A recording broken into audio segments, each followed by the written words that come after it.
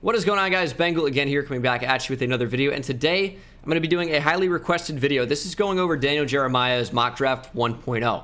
This was highly requested on Twitter and my YouTube comments. Finally decided to do it, and I wanted to dispel a couple things first because on Twitter this was highly controversial, to say the least. I think this mock draft got a lot of hate as far as I could tell, and a lot of Daniel Jeremiah's opinions were heavily critiqued. And I want to just get a couple of things out of the way first. One, as much as you guys think I love Jalen Waddle, I'm a huge Jalen Waddle fanboy, I love Daniel Jeremiah even more. I think he's incredible. I think he has his finger on the pulse. And as an ex-NFL scout, I think Daniel Jeremiah knows what he's talking about. He has so many different league connections. And that's why when it comes to mock drafts, I trust Daniel Jeremiah's opinion more than anybody. Because not only does he have his own professional experience and opinion, he also has the inside scoop, if you will, from general managers and just overall scouts and management across the league. So at the end of the day, I'm relying on Daniel Jeremiah more than anyone. I think it is ridiculous to criticize him based off media perception. So what does that mean? Well, over the past year or so, we've been hearing a lot about these players, and we get used to hearing guys as the number one guy at a position.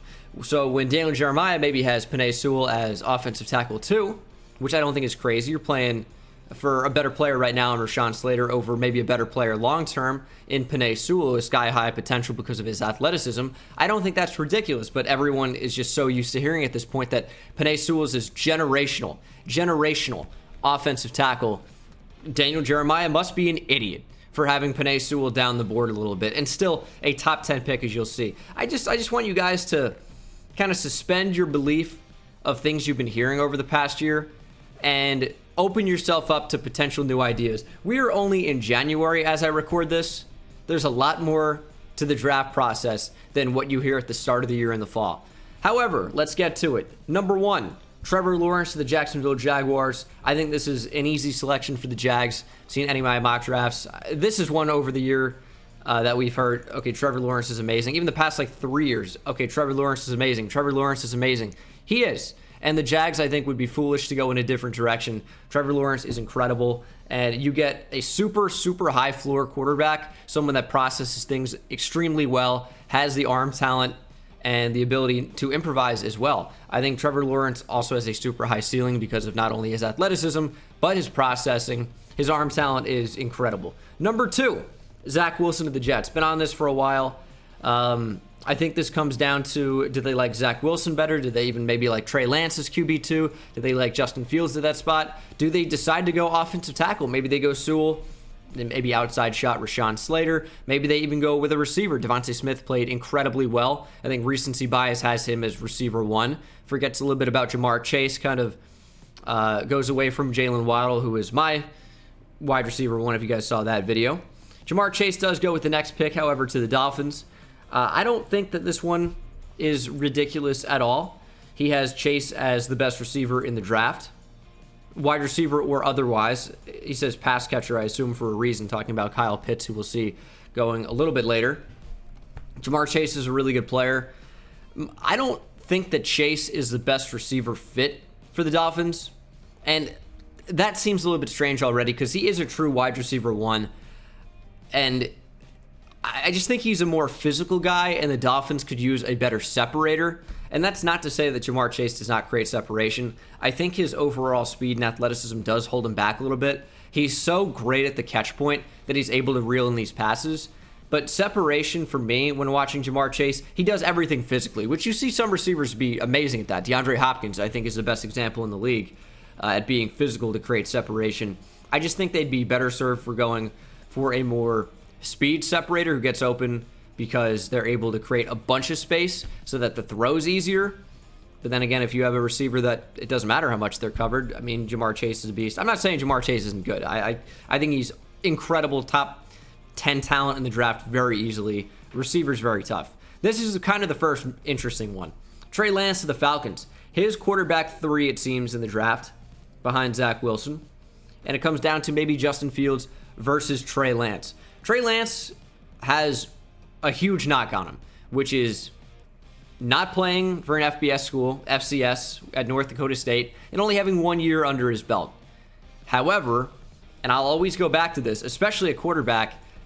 Competition does matter, yes, but you're looking to see how well they process and can they make the throws. And that's timing, that's arm talent, so accuracy and velocity. And Trey Lance has that. And if he's playing in the SEC or even the ACC like Trevor Lawrence, or the Big Ten like Justin Fields, or independent like Zach Wilson, all 4 quarterbacks at the top of this class are in different conferences. That's funny. But can he make the throws? What's the arm talent like? And I think Trey Lance can, and his arm talent is incredible. And he's a big athlete. He's someone that offers you a runner out of the backfield as well, which is increasingly important in today's NFL. So this one was a surprise to me initially, but I don't think it's crazy, especially if you have Trey Lance ranked above Justin Fields, which I think is possible. Fields is a really good player as well. This is another interesting one. Cincinnati Bengals take Rashawn Slater. We've been used to hearing Penei Sewell at the top of the board the entire year, but if you go back and watch Rashawn Slater versus Chase Young, who we see was awesome in his rookie year in the NFL, well, Rashawn Slater took him out of the game. Northwestern versus Ohio State, 2019, Chase Young is a non-factor because of this guy. Rashawn Slater was incredible. Went back, watched the tape, and it's putting on a clinic. So do you prefer a guy like Penei Sewell, who, first of all, is in a short pass, quick pass system in Oregon, where he doesn't really have to pass block for as long, which I think is something maybe to consider, but also his technique becomes a little bit flawed. You see shoulders go over knees sometimes. He ends up on the ground a lot. Balance, I think, is not an issue, but it's just technique-based. If you can coach him up, I think Sewell's going to be an incredible player. But day one, technically, Rashawn Slater is a better player. He also gives you guard to maybe center flexibility. I also think Sewell does as well. I think Sewell is a day one elite guard in the NFL because of his strengths, especially as a run blocker. But I think technically, especially as a pass blocker, could use a little bit more refinement. Devontae Smith to the Eagles at number 6. Love this pick for them. Big separator. Hate the Eagles, obviously, as a Giants fan. But Devontae Smith is an elite separator who has also showcased an ability to fight through contact despite not being a bigger receiver. I believe he's about 6'1", but I don't think he's only about 175, if that. Didn't weigh in at the Senior Bowl. We'll have to see what he bulks up to at his pro day, if anything at all. I mean, he's been at Alabama, one of the biggest growth factories in the country as far as strength and conditioning goes, and he has not been able to put on weight, which I also can understand and cope with. But Devontae Smith, really, really easy separator. Great receiver. Eagles get a stud at number 6. Justin Fields to the Lions. Of course, trading Matthew Stafford, maybe even as early as this week. So they need their next quarterback. I think the Eagles would be thinking about Justin Fields at this spot, by the way. Jalen Hurts had some flashes, but overall, I think you know what you're getting with him based off of what he showed you at Alabama, at Oklahoma. And Jalen Hurts was not especially good last year. He just outplayed Carson Wentz, who played like the worst quarterback in the league. I think the quarterback is in play for the Eagles. I really do. But if they opt to build around Hurts, which I also don't think is stupid because maybe you can continue to develop him. Devontae Smith, though, is a very good pick for them. But Justin Fields to the Lions, they need their new franchise caller, a signal caller, play caller. Justin Fields is potentially that, keeping him in the area. Ohio just over to Michigan. And a pretty good player, could be their franchise quarterback. Panthers go Penei Sewell at number 8. This one is interesting because Taylor Moton is a free agent. They opt to go offensive line. This one just could be best player available type scenario for the Panthers, who see the top 4 quarterbacks off the board. They don't want to go linebacker here, maybe in Micah Parsons, or even cornerback in Farley or Surtain. So they opt to go Penei Sewell. I don't hate the pick. I don't know that offensive line is their biggest need, but if they lose Taylor Moton, I think it definitely rises. Things are going to change a lot after free agency. So if they lose Moton, which could happen, I think Sewell makes a lot of sense. Farley to the Broncos. This is someone who fits Vic Fangio's defense really, really well. Can play press man with the best of them. Has great athleticism. Also a great feel for zone coverage as well. He's still learning the position as he came to Virginia Tech as a receiver, but he's been so technically refined as a corner. He is a really, really good player, and he'll probably only continue to get better. Worthy of a top 10 selection. Surtain joins Trayvon Diggs in Dallas for their new cornerback tandem. But here's the thing, is Are they going to pay Chidobe Awuzie, lose their top 2 corners in Byron Jones and Chidobe Awuzie in the span of 2 years? They do have some other options at corner. You know, Anthony Brown's just okay. I don't know. Trayvon Diggs, I don't think. It's hard to say. He was super up and down, mostly down this past year, but he's being tasked with covering a lot of receiver ones, and he just wasn't that player, especially for someone who was raw at Alabama. Brother Stephon Diggs. Surtain's a good pickup. Could be a CB1 in the NFL. Makes a lot of sense. I think Cowboys can go a number of different directions with this pick. If Sewell's on the board at that point, I think they definitely would have to go with him for sure.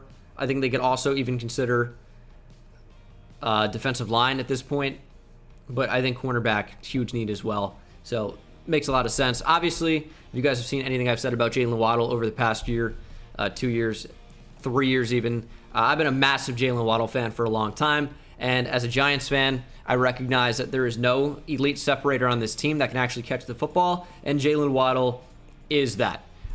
He's, in my opinion, being underrated by a lot because people just say he's just a speed guy, which is so far from the truth, it's ridiculous, but he is incredibly fast.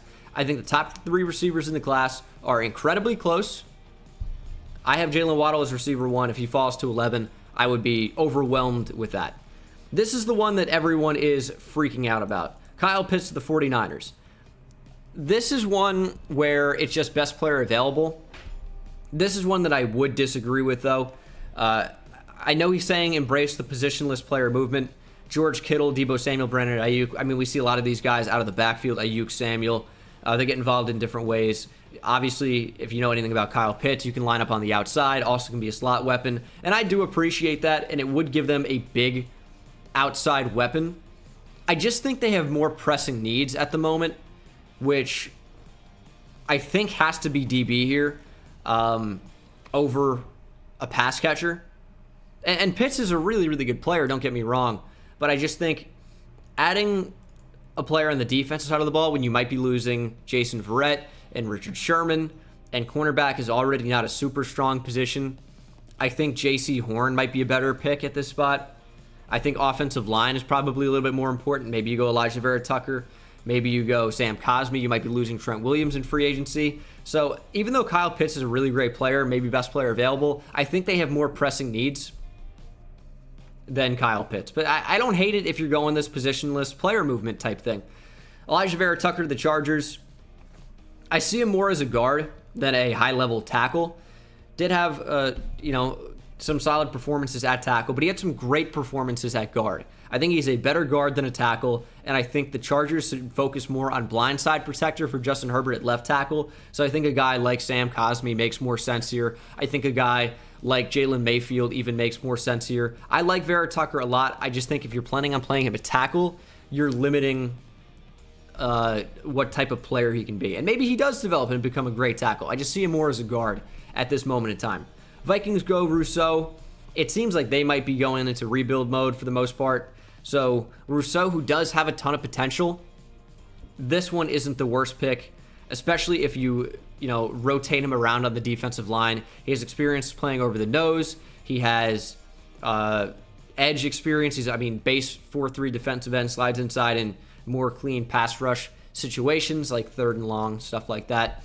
Rousseau is a decent player. I just think he's not technically refined at all. I don't think he has any type of get-off at all, and I don't know if that's due to his size and length, that he just is never going to have that get-off and kind of burst explosion off the football on the line. I think Rousseau could develop into becoming a good player. I just think it is a risky pick, but if you can coach him up, who knows what you have. He's still learning the position as well. Played wide receiver, safety in high school, some edge too, of course. Micah Parsons to the New England Patriots, maybe their next Dante Hightower. I like Micah Parsons a lot. I think that you just have to play him in the right scheme. I don't think he's especially good as a cover linebacker, despite being a great athlete. Instincts are a little bit wishy-washy. I think he gets redirected pretty often if you hit him with misdirection motions, which you're going to be seeing a lot in the NFL. And if you want him to go anywhere and learn how to play the position, I think New England's a pretty good spot. So getting with Bill Belichick is a good match. I just think also the Patriots should look to address the offensive side of the ball. I think their defense, they can make a lot with nothing. They've shown that over the years. And even though Micah Parsons is big, great athlete, great moldable piece of clay, I think they need something on offense to spark that offense to be effective. And whether that's a receiver that can get open, I'd maybe even prefer Rashad Bateman at this point. Maybe even a Kadarius Toney type gadget player. I think that would be amazing for New England. As my cat wants to get involved. Jalen Phillips to the Cardinals at 16. They might be losing Hassan Reddick. I love Jalen Phillips. I put out a tweet about him probably being edge 1 for me. Maybe about a month ago. I still stand by that. I think he might fall because of injury concerns, concussion stuff as well. But Phillips is incredibly refined. He's got ideal size and athleticism at the position. If the Cardinals lose Hassan Reddick, they're going to need someone to replace on that edge. I think Phillips makes a ton of sense. Raiders go Jeremiah Owusu-Koramoah. I think I even had this mocked a couple weeks ago. This is a will linebacker. I think they probably have Mike Set. Kwiatkowski played pretty well. And Owusu-Koramoah is a guy. Speed, sideline to sideline coverage, kind of like hybrid linebacker safety. I think that one fits for them really well as well. Dolphins go Christian Darrisaw. You got to protect Tua. I understand that. They went Jamar Chase earlier. They got that receiver. Their defense has played pretty well under Mike Flores, so you like that a lot. Robert Hunt could play guard.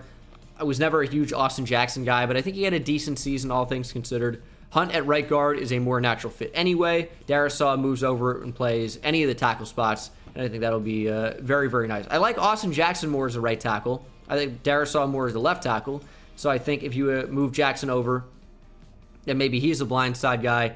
Darrisaw at left tackle, it seems more natural to me.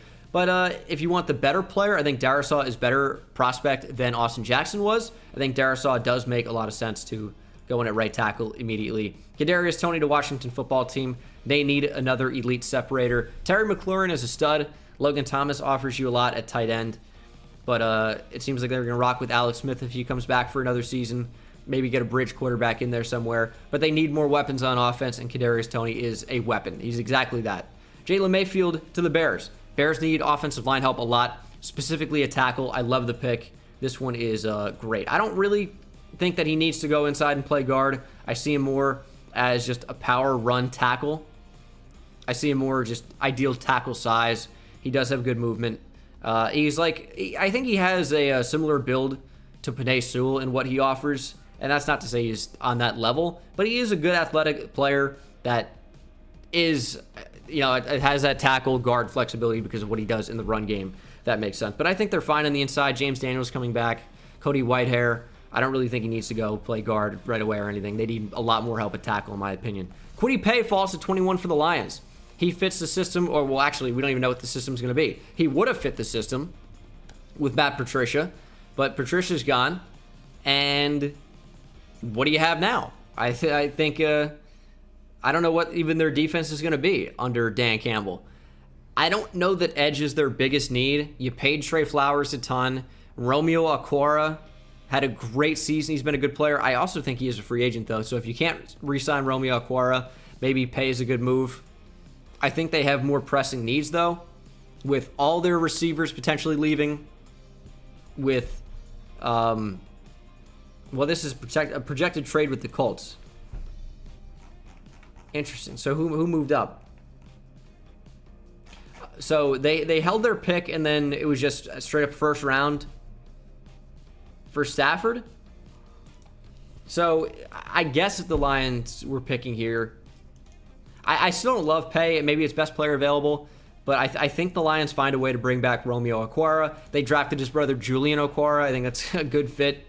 And Okwara is a really underrated player. I think if the Lions were picking here, maybe they would opt to go DB. That's still a pretty big need, even with the addition of Jeff Okudah. I think linebacker is a big need as well. I think a guy like Zaven Collins would be a great fit here. If this were the Colts picking, and this is not a trade that happens, you got to go tackle, and that's Sam Cosmi at this point, probably, in my opinion. Titans go J.C. Horn. Super, super good press cover corner. He's really, really aggressive, physical at the line. Does get a little bit grabby. I think that gets coached out a little bit in the NFL. I don't think that's a tough thing to fix. You love his aggression in general. and the Titans could really use another corner on the boundary, and that's exactly what J.C. Horn offers you. I don't hate that one at all. I think maybe edge is more pressing. They need to put pressure on the quarterback in a big way. So if a guy like Joseph Osai is there, I think maybe you look to go Joseph Osai. Bunch of good players still on the board. Jets go ETN. And yeah, there has been. We can't take a running back in the first round. I think I mocked ETN to the Jets as well on my last mock. Or maybe I think I gave him to the Dolphins, actually. I think the Jets have more pressing needs in running back, though. I really do. Like, yeah, I understand getting an explosive playmaker at the running back position, a home run type of player. But at the same time, their defense is so bad. I think this could be a corner very easily. I think this could be an edge player very easily. They have nothing there. I think this could be offensive line very easily. I don't think running back is their biggest need when maybe a guy like Najee Harris is available in round 2. Maybe ETN falls more. And then how can you not like the UNC backfield in Javonte Williams and Michael Carter? Those guys are really, really good players. So I like that a lot. In the second round for the Jets, I don't really like running back for them too much at 23. Steelers go Tevin Jenkins. He's a guy I've yet to look at on tape so far. I hear him getting a lot of hype out of Oklahoma State. I watched him play, a couple times over the past couple years. I don't know enough about him as a player to say whether this is great value or not. Hear him rising up boards, but I have not individually watched him, so I don't really know what to tell you on that. As far as the position fit goes, yeah, it's great. They might lose Alejandro Villanueva to free agency. Need a tackle to come in and immediately replace him. Trayvon Merrick for the Jaguars at 25. This is a trade with the Rams. This was from Jalen Ramsey. Their back end's so bad. I think Andrew Wingard is like their best safety right now, which is pretty awful. Pretty awful. And Merrick is the guy that can play over the top. Also physical in the box. And I hate to just say what he said, but I've watched Trayvon Merrick a lot. And he is a very, very talented player. Maybe the best safety in the class. I think I like Javon Holland a little bit more. Merrick's real good. Javon Holland is just so instinctive. You can play him at nickel corner, which would be really helpful for the Jags. And also over the top as a deep safety. So if you're going safety here, which I do like for the Jaguars, I think this is the right spot to grab a safety end of the first round. I think it makes a lot of sense. Zaven Collins, a great pick for the Browns. Gives them a big, strong side linebacker. Can also come off the edge as well at times. Zaven Collins, a really good player. Also has a pretty good fuel for coverage, in my opinion.